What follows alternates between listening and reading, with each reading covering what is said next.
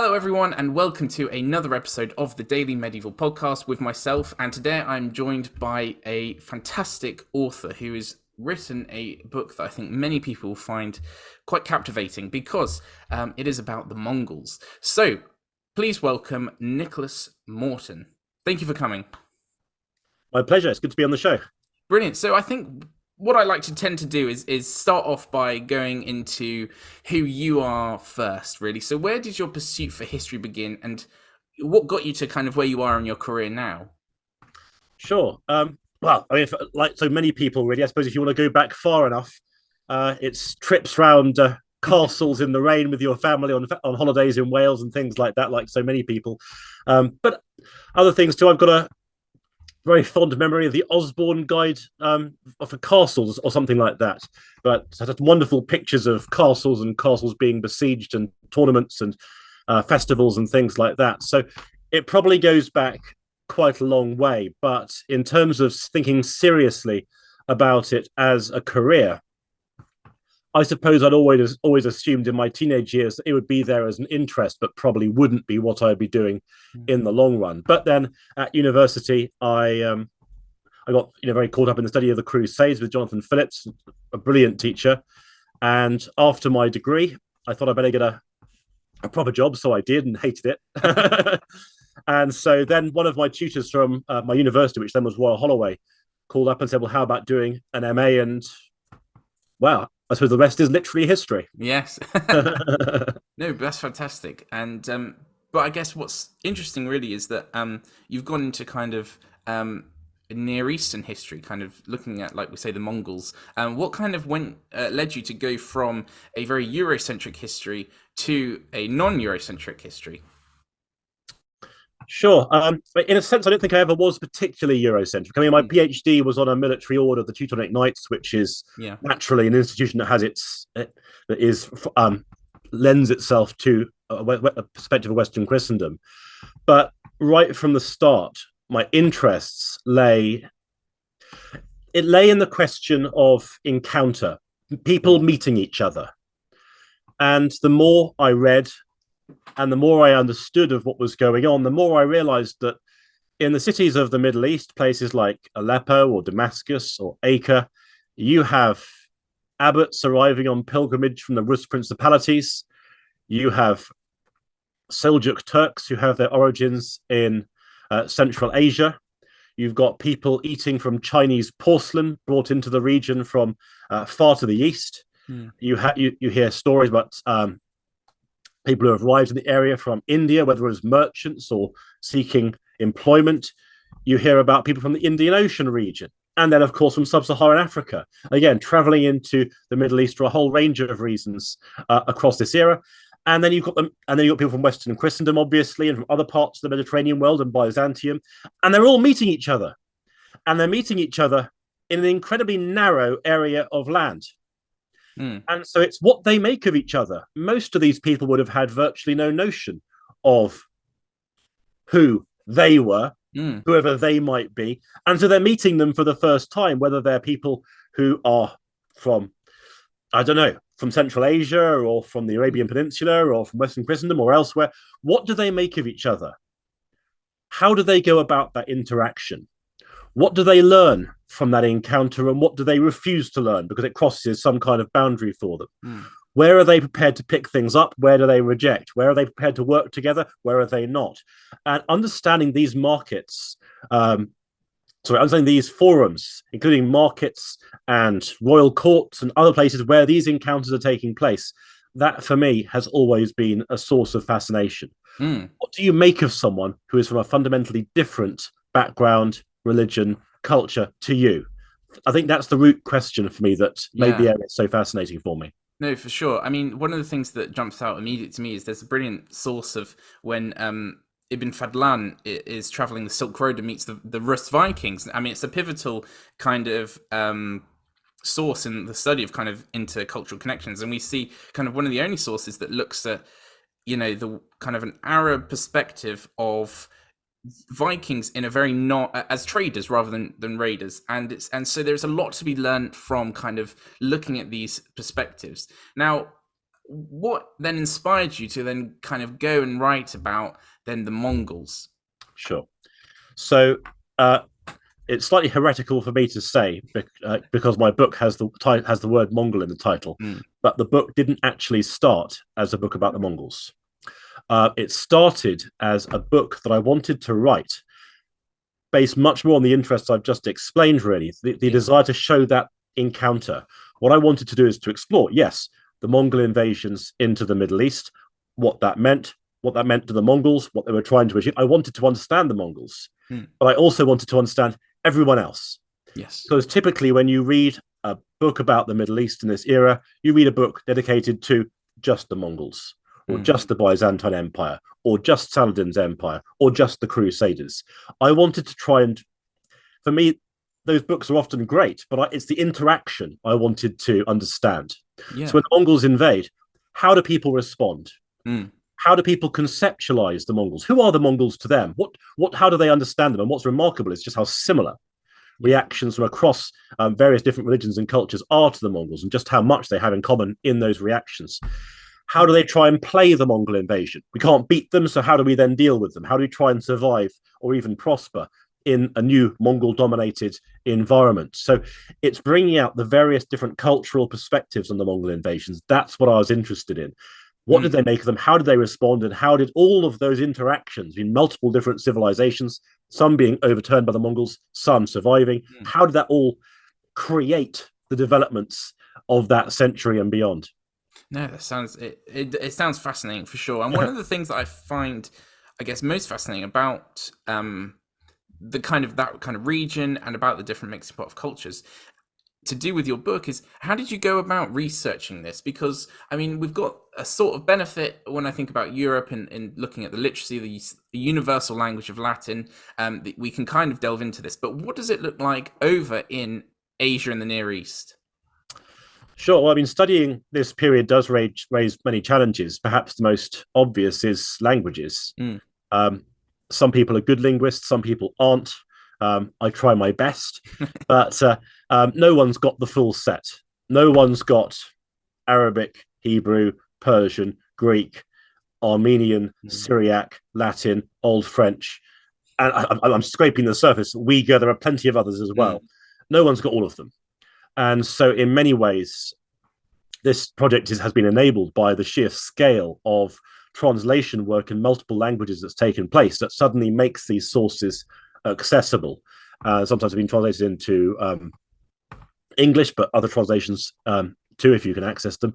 And so, yes, it has been tremendously helpful to have that provision of translations that enables you to grasp or at least start the process of trying to grasp mm. how different people are perceiving the events of the time. Yeah, no, for sure. And did you find, because often with, especially when you're going this far back in history, there are a hell of a lot of gaps and silences, bits that are incomplete or ambiguous. Did you find that you had many of these moments, and how did you then kind of push through them? Sure. So the way I operate is I have a massive series of spreadsheets Mm, into which I put all my notes. So I'm reading when I'm reading a source, I'll be filling up my spreadsheets with notes as I go, and I collect data on all sorts of things, different cultures, religions, military things, economic things, all sorts of different things.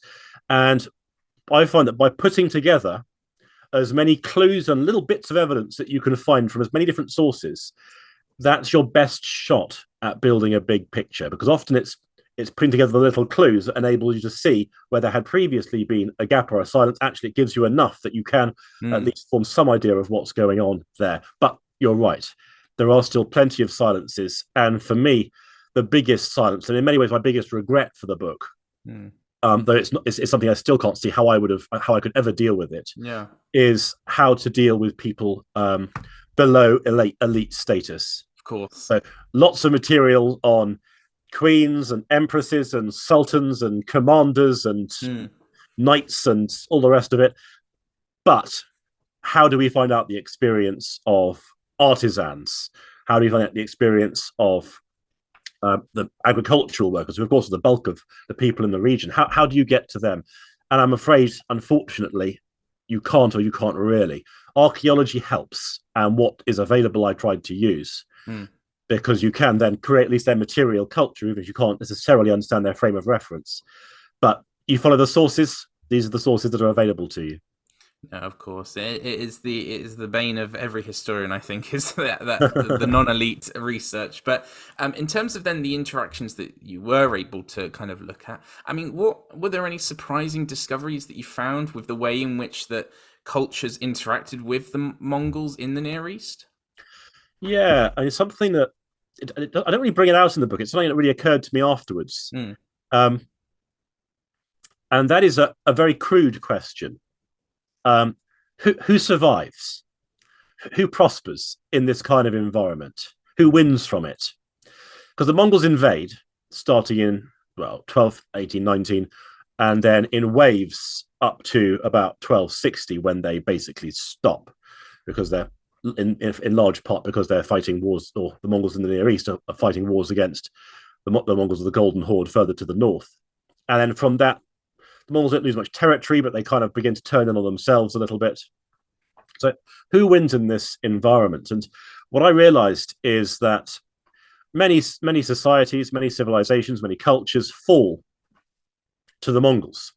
And the list is considerable. The Anatolian Seljuks, the Greater Armenia, Kingdom of Georgia, the Ayyubid Empire, what's left of the Zangid Empire. I mean, I'm scratching the surface. There are many, but some survive. And the two that I find most interesting are Cilician Armenia, which is just where the Levantine coast goes north and then turns west to go along the coast of what's in modern day Turkey, and it's just at that corner point. And then Mamluk Egypt in the south. Now, this isn't a perfect experiment. Naturally, different countries' geographies or locations or the size of their army or defenses, that these are all factors in who survives and who don't. Mm.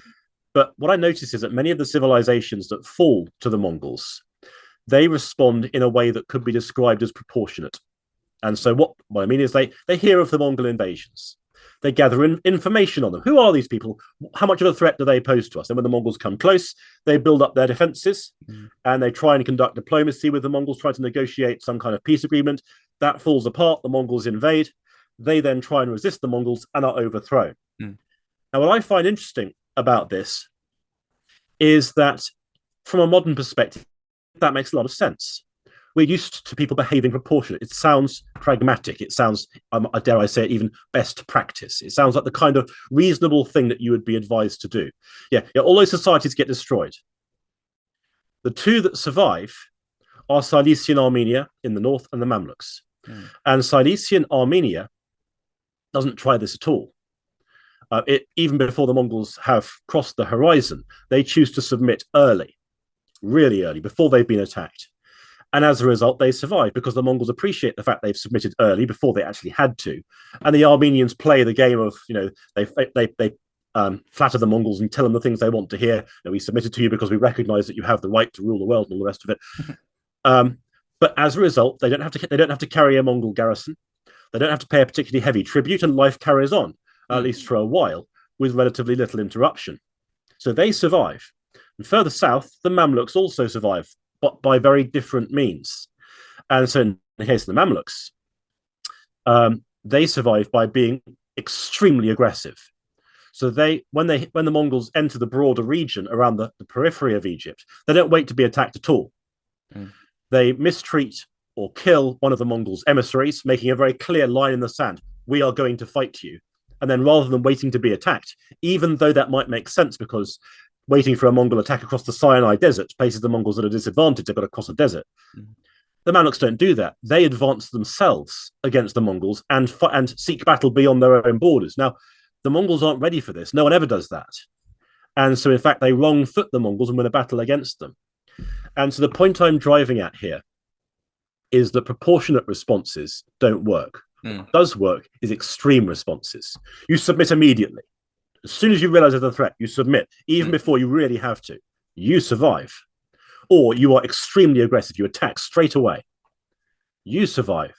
And I find that interesting logic because it's not the logic that we are typically told is pragmatic, sensible, advisable. No. And I wonder really if what we're seeing here is the logic of disordered times, times of chaos, times of war, Mm. whereas we are accustomed to settled times when you can put a dentist appointment in your diary for a year's time and expect to go to it. Mm. No, To definitely. pick a strange example. No, it's all good. But I mean, interestingly, then for those that did submit, what was life like after submission? Were they able to thrive, or was it a case that it was just merely surviving? Many, of course, didn't survive, Mm. experiencing Mongol overthrow, particularly if the Mongols were doing it by force, was rarely gentle. Yeah. There is a long line of sobering accounts of what the landscape looked like after extensive Mongol raiding or the siege of cities and burning cities, destroyed landscapes, abandoned villages, piles of corpses and bones.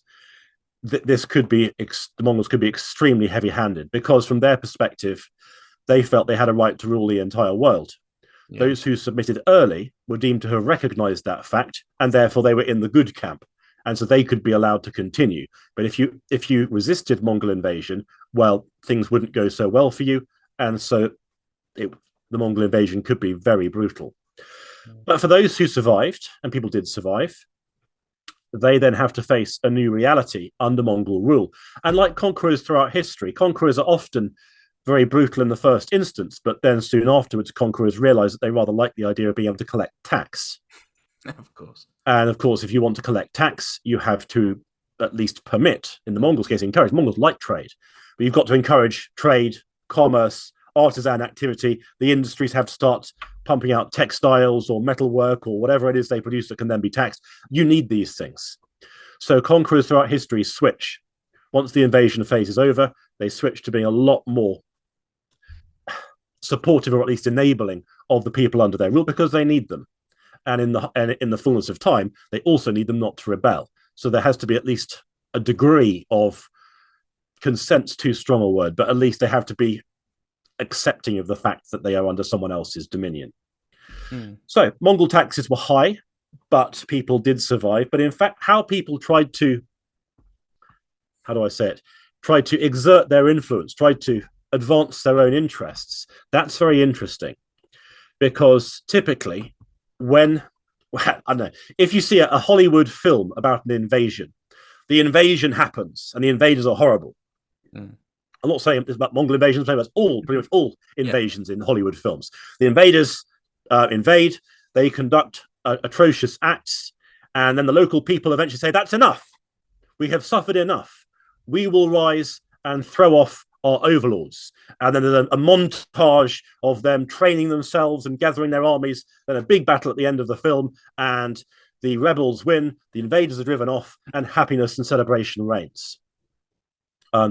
So in a sense, that I've always felt that's what people are looking for, really. At what point do the local people say, right, we have suffered and therefore we will rebel? Mm. Well, the rebellions take a long time to come, and I've actually got a lot of cynicism around that Hollywood narrative because, from what I've seen from the sources or from across history, people rarely rebel or resist when the oppression is greatest. They resist when the oppression is. They resist when resistance is plausible, and that's often when it's beginning to slip. Yeah. So, at the early point of the Mongol rule over much of the Middle East, there's just no contesting this. Mm. Mongol armies. To put it in perspective, when the Mongols invaded northern Syria, their army is estimated at around 100,000 troops. Now, in the 12th century, the biggest army ever raised by any power was probably Saladin's army at Hattin, which is his famous victory over the Franks, the Crusaders. Now, it's thought that Saladin managed to put in the field about 30,000 troops. That's a third the size of the Mongol invasion army. Even the First Crusade, going back a little bit further, was almost certainly smaller than the Mongol invasion army, and the First Crusade was huge. My point is, you're not going to defeat these people in battle. Mm. And the rebellion's just not going to work. Their armies are too big. Yeah. So as a result, you have a very different kind of response. People don't try and fight the Mongols if you can't beat them. So how do you deal with them? And what's interesting is it seems that many people from many cultures reach the conclusion the only way you can deal with the Mongols is by taking exactly the opposite course. Charm offensives, win favor with them, make yourself useful, do things that please your new Mongol masters. Write whole histories at the Mongols, showing that they actually have a right, even in your eyes, the subordinates' eyes, to rule over you. Because if you please the Mongols, if you manage to make yourself useful, if you inveigle your way into their good graces and win yourself a position in their bureaucracies, then you begin to acquire leverage working from within. And you can begin to steer the Mongol Empire in a way that suits you. And so a very early ambition might be very simple. You just want to win protection for your community and make sure that they're not attacked and that they're not safe, that they're safeguarded and that they're safe. And that's understandable. But then you can get a bit more ambitious once you feel that you've got to that level. And you have peoples from across the Middle East all trying this. And there are examples of people from across various different religions and communities all trying this. So the Mongol court itself develops this remarkable sort of environment where it's filled up with these people all trying to be nice to the people who have subjected them. And the real goal, the real win for any one of these groups is the conversion of a Mongol leader to their own religion. And that's not easy because the Mongols have got their own beliefs and they're no more likely than anyone else to be converted from them. But people try and they keep trying and they consistently try and bring the Mongols into their own religious traditions and show that it's in their advantages to do so. And so missionary activity is intensive. Again, multiple different religions. Most religions are trying it. And slowly the Mongols do indeed convert over the course of the 13th century. But my point is that the reaction to Mongol invasions is not what Hollywood would depict at all. It's something very different. And in many ways, it's a great deal more effective. If you can't beat them, convert them. No, definitely. And what's really interesting as well is, I guess, leading off from that is then looking at the Mongol perspective and in how they then interact with these cultures. Because, as you say, not only was there a cultural mixing pot, but a religious one. And it would seem as though with this Hollywood kind of perspective that that would be a recipe for disaster. We see Europe with the church so intent on unification, stamp out heresy, unify a faith. Whereas in the Mongols, we see diversity and a seemingly kind of acceptance of that. Is that true to say, or what did the Mongols think about this kind of diversity within their empire? Sure. So the Mongols are often described, actually, it's an interesting dimension to their history that whilst they're generally presented as being very brutal conquerors, they're also shown to be incredibly tolerant from a religious perspective. I sit comfortably with neither camp in many respects. I think the Mongols' brutality, well, it's there, but it's been overplayed in many cases. But I'm also a little bit more nuanced about Mongol religious tolerance as well, because this wasn't religious tolerance necessarily in the modern sense. The Mongols had a view that they had been given a mandate to rule the planet. And they had received that mandate from Tengri, the eternal sky. And Tengri is sometimes, historians have disputed whether Tengri can be easily described as being the Mongols' god or a spiritual force. Nonetheless, the Mongols felt they had received a mandate for planetary conquest. So, within that spiritual mandate, the Mongols themselves practice a form of shamanism, and so they see a spirit world around them, and they've got various taboos about how you remain in favor with spirits, how you avoid spirits, and how you work within that system. So they've got their own religious beliefs as well. But as far as other religions are concerned, religions like Islam, Buddhism, Christianity, and of course within that the various expressions of those faiths, the Mongols have a view of those faiths as being true, all of them, as far as they go. So they all have a degree of spiritual power and power within them. And what the Mongols wanted from these religions was they wanted the leaders of those religions to channel that spiritual power for the health, prosperity, and advancement of the Mongol Empire and its leaders. And so it's not tolerance for tolerance's sake. It is more perhaps a case of yoking the religions that have been subordinated to the Mongol Empire within the canopy of the Mongols' own objectives, yoking that spiritual power and using it almost as fuel to drive the Mongol Empire forward. So it's tolerance of a kind, and it's definitely tolerance with a purpose. But of course, what this does mean is when the Mongols conquer the various territories in the Middle East and other areas, that means that the rulers and ruled of the past now find themselves on an equal footing. They are both they are both in the same place as far as the Mongols are concerned, at least before the Mongols themselves convert to other faiths in the area. Oh, brilliant. But I find particularly interesting this idea, this mandate that they then had, this religious mandate to kind of, as you say, conquer the planet. Do we see that kind of, not only do we see that going throughout the, past the life of Genghis Khan and his sons, but also where does that kind of then come from?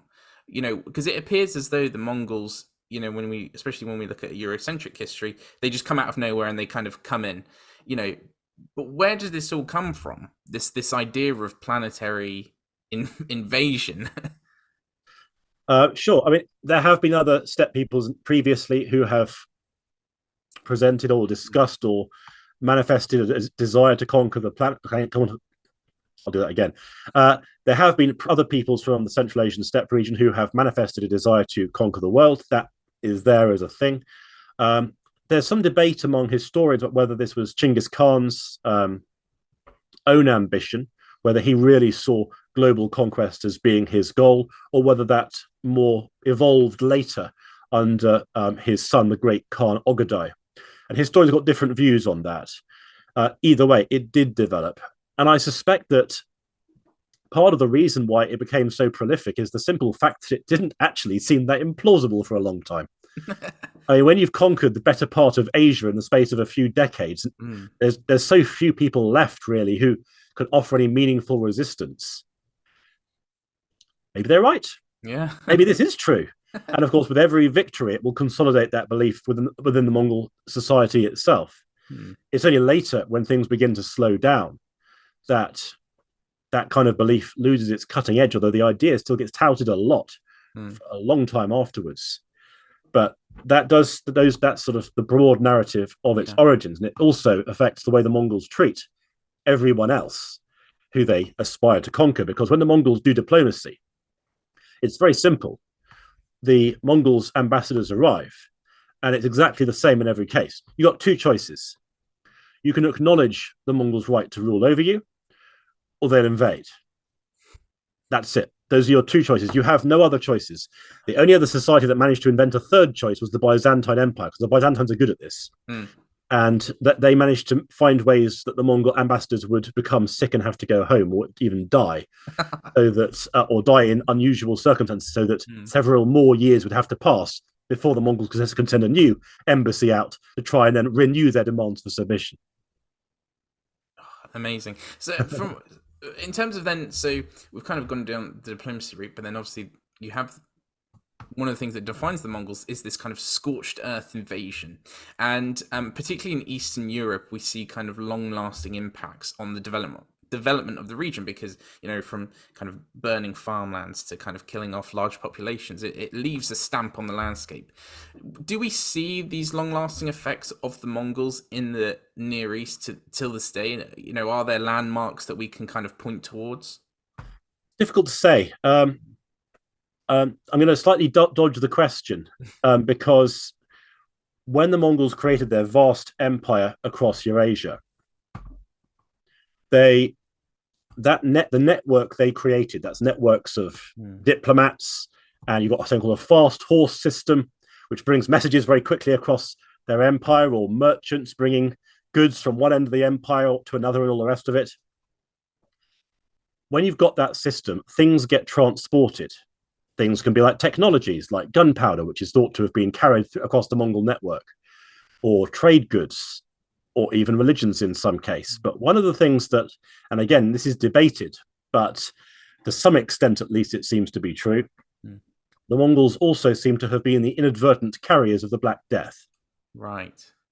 They didn't do it on purpose. It may not have been them as in human beings carrying it. It may have been carried with the animals accompanying them, or the goods accompanying them. But either way, towards the end of this period, the Black Death hits the Middle East just as it hits other areas of Asia, Eurasia.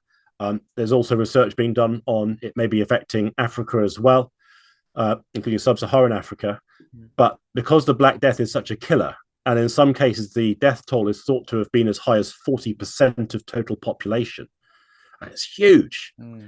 But it's very hard to work back from there and say, well, okay, what had the preceding casualty loss of life been during the Mongol invasions, because it's sort of covered over by this enormous loss of life very soon afterwards. I mean, difficult question, but arguably you could. So the Black Death comes in, and this really puts a kind of blockade, a real stop to kind of Mongol progression. Without the kind of Black Death, do you think they would have been able to sustain their empire? Do you think other factors such as I know that people start to break away, the structures within the empire start to break away. Kind of what would it have looked like, do you think? Difficult to say. I mean, what the Black Death didn't stop the Mongol invasions. The Mongol invasions stopped several decades beforehand. But right.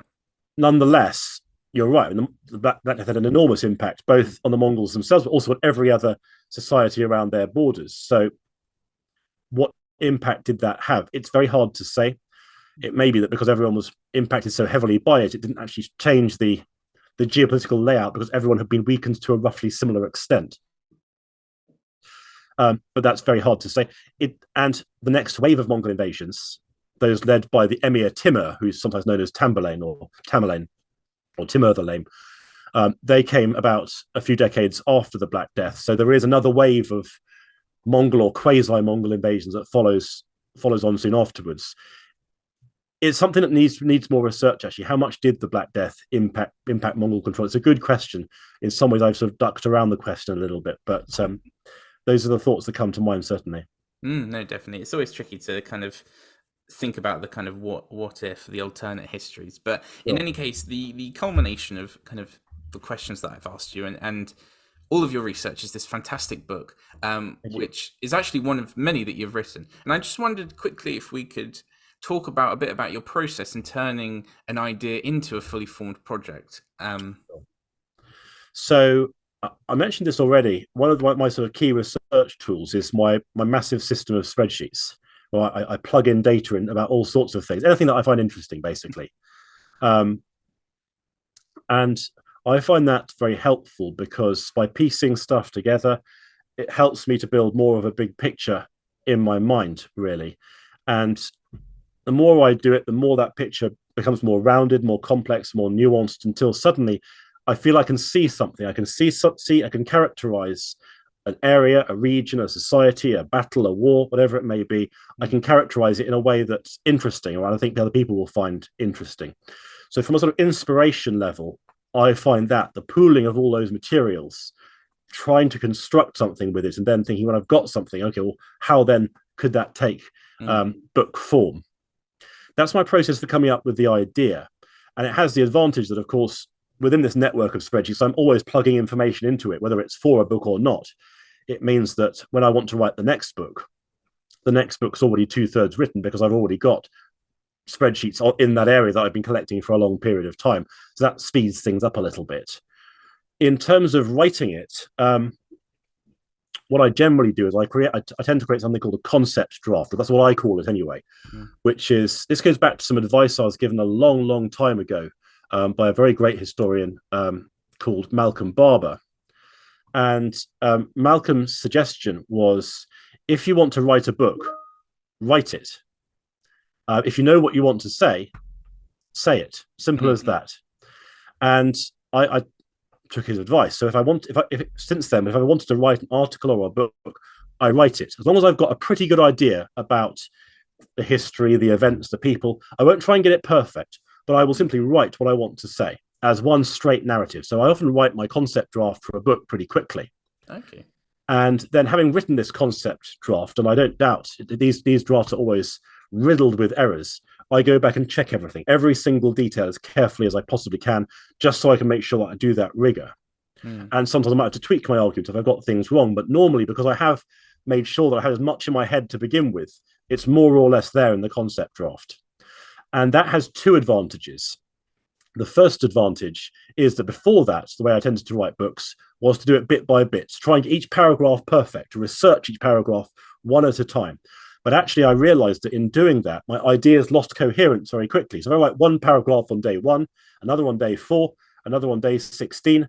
But you can't write these things the whole time. There's other things that cluster in on your timetable. I was losing coherence. The through flow of the narrative, the through flow of the argument was lost. So the advantage of a concept draft, writing lots of words very quickly, is that you have that coherence. You can go back and check it later, and I do. I do it very carefully. I try to, but I find that is an effective way of writing something which is coherent and readable and doesn't have to be endlessly redrafted because you've written it bit by bit. That's how I do. No, that's fantastic. It's always fascinating to see the process because it seems to be that every author is different and there's kind of no right answer or wrong answer, but everyone's got their kind of like thing that they've finessed. And I just wonder, if you don't mind me asking, from with the Mongol Storm, how long has it been from original idea to now publishing? It's been a strange journey actually, because I paused it in the middle and wrote another book. So obviously, as a UK academic, I have to produce materials for the ref, which is every few years. It's where you have to send in your books and articles, and they get assessed, and then rankings form from that. So it's something that has to be done. I wanted to write another book for the ref, so I wrote half of Mongol Storm. It was originally called Arena of Empires. And then I paused, wrote this other book in a sabbatical so I had that book for the ref, and then came back and finished Mongol Storm. So it's all in. It's taken quite a long time, but that's more to do with the fact that I had to break it in the middle. Yeah, no. So maybe 4 or 5 years all in. Oh, wow. Oh, fantastic. But, yeah. Well, I guess lastly, do you have any future projects coming up? Any other books that you kind of are kind of seeing the origins of now? Sure. I really enjoyed writing Mongol Storm. I love history where you're writing multiple perspectives. I mean, historically, people often wrote about the Crusades from Western European perspective. You've had other people who have written about it from the Muslim perspective or the Byzantine perspective or the Armenian perspective. I didn't want to do any of those things because, for me at least, what makes the era interesting is the totality. It's the mixing of all those different groups. So I wanted and want to write history that brings in everyone as much as you possibly can. And so I think it'll be another book of a similar ilk to the Mongol Storm, just for a different era. So it'll be looking at a particular period of several decades, possibly a century, but to explore it through multiple different perspectives as the events unfold. That's the idea. Oh, fantastic. I'm sure it'll be amazing. Thank you. But thank you very much for coming on. It's been absolutely brilliant. I've been really excited to talk to you about the book. And where can people find the book? Sure. Many bookshops stock it. So in the UK, Waterstones does, or at least if it's in stock, then they will. Easier way of buying it is either through the publisher's website. So if you look at if you type in Mongol Storm basic books being the publisher, that will bring you to the site probably.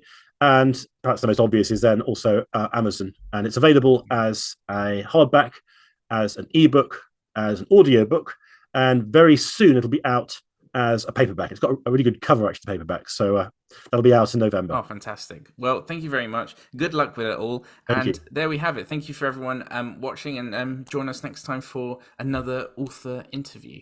Thanks so much.